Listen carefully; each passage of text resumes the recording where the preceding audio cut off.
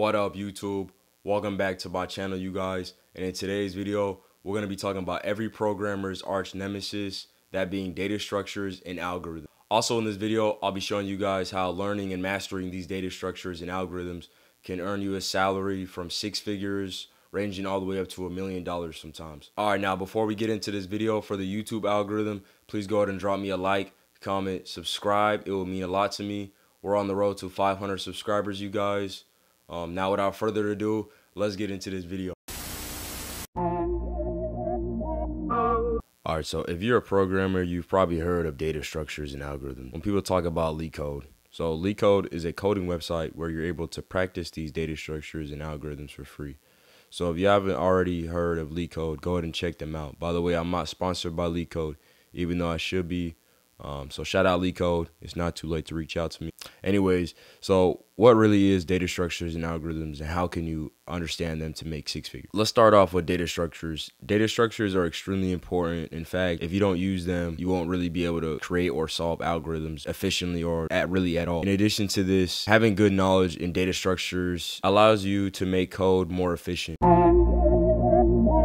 So code efficiency is based off of Big O notation. And basically Big O notation, you have really 6 main possibilities. You have O of n to the n power. You have O of n to the n third. You have O of n squared. You have O of n, which is linear. You have O log of n, and you have O of 1. So O of n basically means, it's linear. So the more input you have, the more things you have, let's say in an array, the more things you put into the array, the more time it's going to take. For example, O of 1, it's constant time. So no matter how much items you put in that array, that doesn't change how fast to get the information back out or to put information in. If you look over to the left, if you see O of n to the n, basically that's the worst possible time efficiency. You guys want to avoid O of n to the n as much as possible. And there's other videos out there that explain and they go in greater detail. But just know data structures and algorithms, you have to know Big O notation and how Big O notation represents how efficient your code is.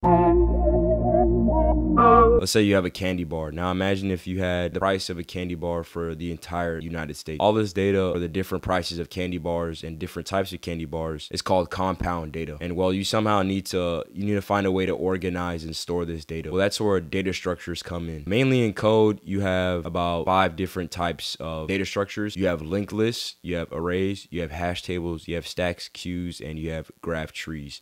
Now this isn't all the forms of data structures. There's a lot of data structures in coding. Those are like the main ones. So if you guys master those, you guys will get a great understanding of data structures and algorithms. Now I'm not going to explain all those data structures and algorithms in this video because that will take way too long. If you guys just look them up, you guys can find videos on that on YouTube. People explain those perfectly.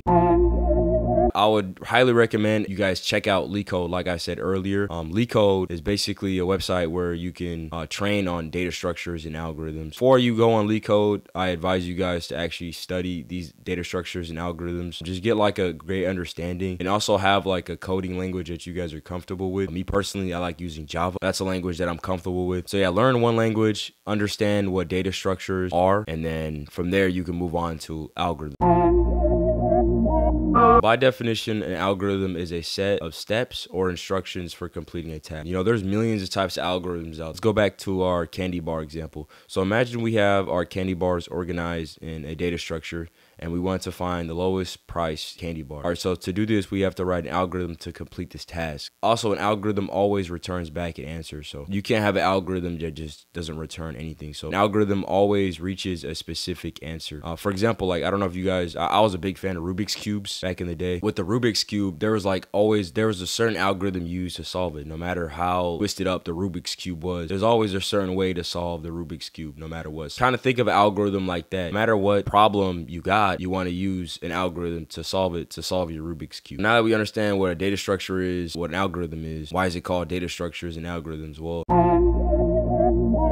it's called that because they work together. To put it simply, it's important to use the right data structure so you can efficiently use an algorithm to solve a specific answer needed. All a data structure is going to allow you to do is to help you organize the data and efficiently use the data. But if you don't use the right data structure, you won't be able to efficiently solve the problem. So it's very important for you guys to understand the right data structures in each situation for coding. Let's pull up a problem on LeetCode, for example. On LeetCode, one of the most common problems is two-sum. There's two ways to solve this problem, right? You can either brute force it. That would be big O notation of 2. That's not good. So basically what that means is for every point on the array, it's going to move down 1. It's going to move all the way through the array. Then the next iteration of the array is going to move down 1, and then it's going to move all the way down the array. And it basically does that. So that's extremely slow. So that's why you guys have to use a data structure called a hash map.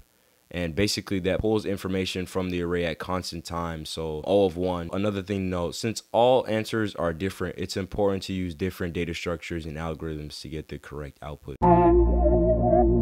A lot of big tech companies, FAANG, like Facebook, Amazon, Apple, Google, pay their software engineers hundreds of thousands of dollars when they get hired for these companies. Now, what do these companies look for? The main thing they look for is data structures and algorithms. These companies hold things called technical interviews, and at these technical interviews, they basically sit you down and they ask you questions about data structures and algorithms. If you guys learn data structure and algorithms and master them, you'll be able to land, let's say, a job at Google, a job at Facebook, and potentially earn 6 figures, sometimes even more than 6 figures. Also, there's a site called levels.fyi, and basically this website shows all the different types of salaries that software engineers get paid. As you guys can see, all these salaries are usually around $100,000, some of them even in the high 6 figures. It's definitely worth it to understand data structures and algorithms. Okay, I'm gonna wrap up this video for today, guys. I hope you guys have a good rest of your day. If you guys like videos like this, let me know down in the comments below, and I'll see you guys in the next video.